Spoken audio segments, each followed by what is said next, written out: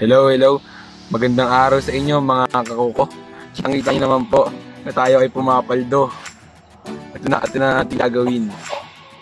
Ang integral derivative. Tuturo ko na po sa inyo. Ito po ang formula ng integral derivatives.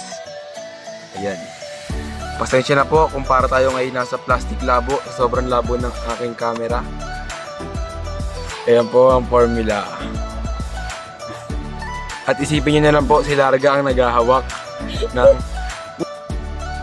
po ang aming baka sabihin nyo po, hindi ako yung nagtuturo ako po yung nagtuturo. Oh.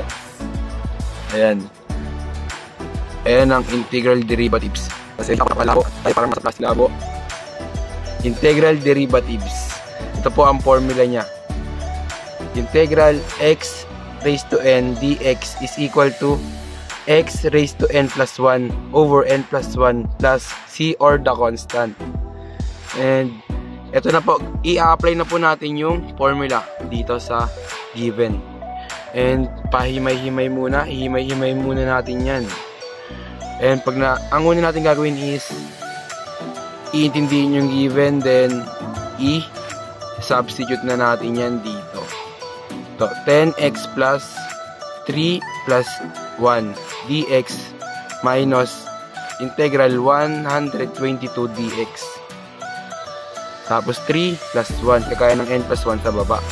And f of x is equal to integral x raised to 4 plus a over 4 minus 122 x plus c. This is the final answer na po. Diba sobrang dali lang, parang basic lang.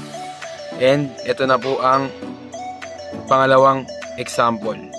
Isipin nyo na lang po, si Larga ang naghahawak at kamay niya yan, kamay ng ating mga kakupo.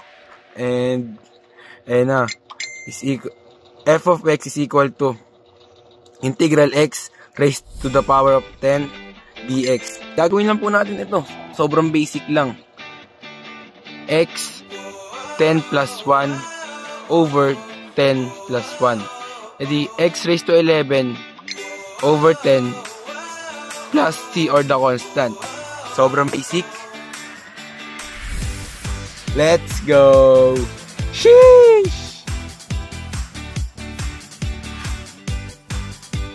Wala. Ito na po ang ating derivatives. And this is the power rule. D over dx. Ay, ito pala yung formula niya. Babanggitin ko na yung formula niya. Nabanggit ko na agad eh. D over dx. Tapos, ayan, x raised to n is equal to nx n minus 1. And, isa-substitute na natin siya dito. Papalitan lang natin kung asan yung n. F of x is equals to 10x. Yung x natin is yung 10x. Kumbaga siya yung ating given. Yung n natin is 1 lang. Kaya, nilagay natin dito yung 1. Ayan yung 1. Kasi diba, pag walang nakalagay is automatic 1 po yun. Sabi sa atin ni Ma'am Kla. 1 multiply. Ay, oo nga, tama. Multiply. Dito times mo po siya sa 10. 10x 1 minus 1. Tapos f. Ano ba ito? Basta ito po, lalagyan po natin siya niyan. Kailangan po may ganyan. Kasi po, pag wala daw ganyan is wrong. Sabi ni Ma'am Kla. And x equals to 10. Ayan na po. Kumbaga, 10 times 1, G. 10 times 1. Taksa mo. 10. 1 minus 1. 0. Kaya, ang naging final answer natin is 10. Ito na po ang pangalawa pa nating example sa power rule. F of x is equal to 69x squared. Ayan, binabalang natin. And this is wrong.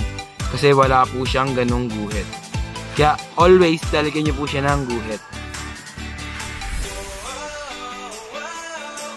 2 times 69x plus 2 minus 1. 2 times 69, G. 2 times 69. 138. X 2 minus 1. 2 minus 1. 1. 1. Kaya, ang sagot is Invisible na yung 1 yan eh. Automatic na yan may 1. Kaya hindi na natin ilalagay. Ang final answer is 138x. Sheesh! And this is chain rule.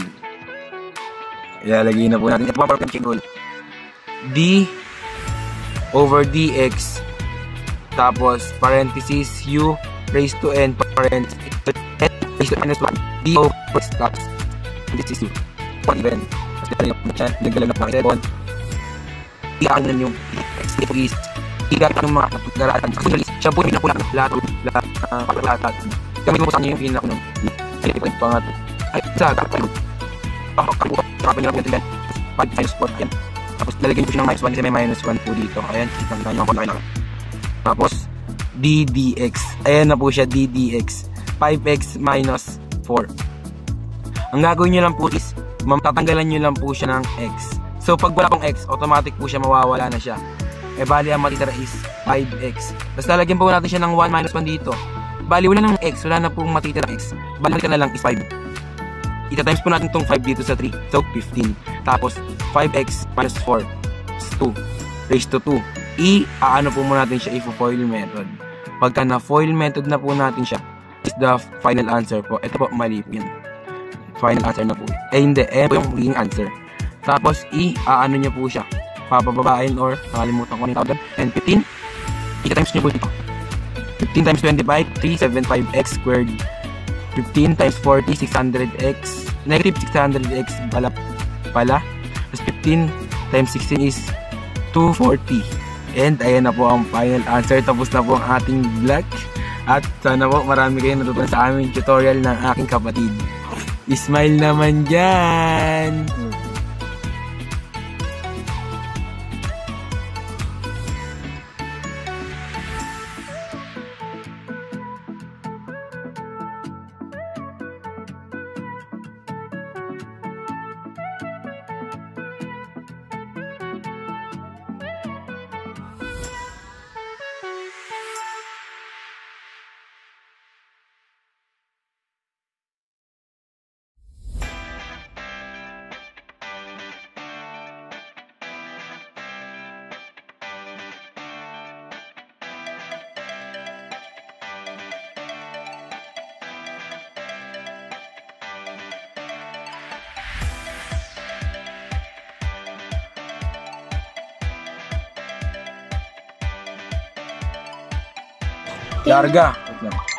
Larga, kung wala ka man cellphone, naiintindihan naman kita. Kasi nakumpisan ka ni Mamalu. Kaya bibigyan pa rin kita ng grade kahit na wala ka dito. Kasi ako rin naman sa sobrang busy ko, hindi ako nakakasama sa'yo. Kaya pasensya na rin. Sana matanggap mga aming pinasa. Kasi po walang cellphone si Larga at hindi po siya mga pag-reply agad. Maraming salamat po mga. Sheesh! 老天保佑，金山银山前路有。老天教唆，别管江湖龙虎斗。